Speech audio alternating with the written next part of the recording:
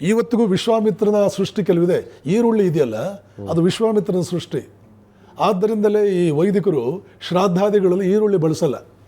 ಶ್ರಾದ್ದದ ದಿನ ಈರುಳ್ಳಿ ಬಳಸಲ್ಲ. ಮತ್ತೆ ಪವಿತ್ರವಾದ ಹಬ್ಬಗಳಲ್ಲಿ ಈರುಳ್ಳಿ ಬೆಳ್ಳುಳ್ಳಿ ಬಳಸಲ್ಲ. ವಿಶ್ವಾಮಿತ್ರನ ಸೃಷ್ಟಿ, ಬ್ರಹ್ಮ ಸೃಷ್ಟಿ ಅಲ್ಲ ಅದು. ಹೀಗೆ ಹಲವಾರು ತರಕಾರಿಗಳು ಇವೆಲ್ಲ ವಿಶ್ವಾಮಿತ್ರ ಸೃಷ್ಟಿ ಇದೆ. ಒಂದು ಪ್ರಪಂಚವನ್ನೇ ಸೃಷ್ಟಿ ಮಾಡುವ ಸಾಮರ್ಥ್ಯ ಬಂತವನಿಗೆ ಗಾಯತ್ರಿ ಮಂತ್ರವನ್ನು ಜಪ ಮಾಡಿ. ಪುರಾಣಗಳನ್ನು ಪ್ರಶ್ನೆ ಮಾಡಿಕೊಂಡು ಭಾಷಣಗಳನ್ನು ಮಾಡಲಾಗ್ತದೆ, ವೇದಾಂತಗಳನ್ನ ಅಲ್ಲ. ಒಬ್ಬ ಮಾಡಲಿ ನೋಡೋಣ. ವೇದಾಂತದಲ್ಲಿ ಒಂದು ಆಕ್ಷೇಪಣೆ ತೆಗೀಲಿ. ವೇದಾಂತದಲ್ಲಿ ಹೀಗೆ ಹೇಳಿ, ವೇದಗಳಲ್ಲೂ ಅಂತೀನಿ ನಾನು, ವೇದಗಳಲ್ಲಿ ಈ ವಾಕ್ಯ ನನಗೆ ಒಪ್ತಾ ಇಲ್ಲ, ಒಂದು ವಾಕ್ಯ ಅವನು ತೋರಿಸ್ಬಿಟ್ರೆ ನೋಡ, ಯಾರು ತೋರಿಸ್ತಾರೆ ನೋಡ.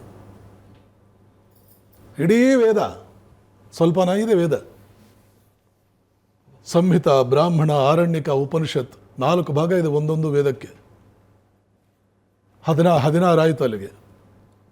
16 ಸಂಹಿತೆಗಳು, 4 ಸಂಹಿತೆಗಳು, 4 ಬ್ರಾಹ್ಮಣಗಳು, 4 ಆರಣ್ಯಕಗಳು, ಉಪನಿಷತ್ತುಗಳಂತೂ 100, ಪ್ರಧಾನವಾಗಿ 11.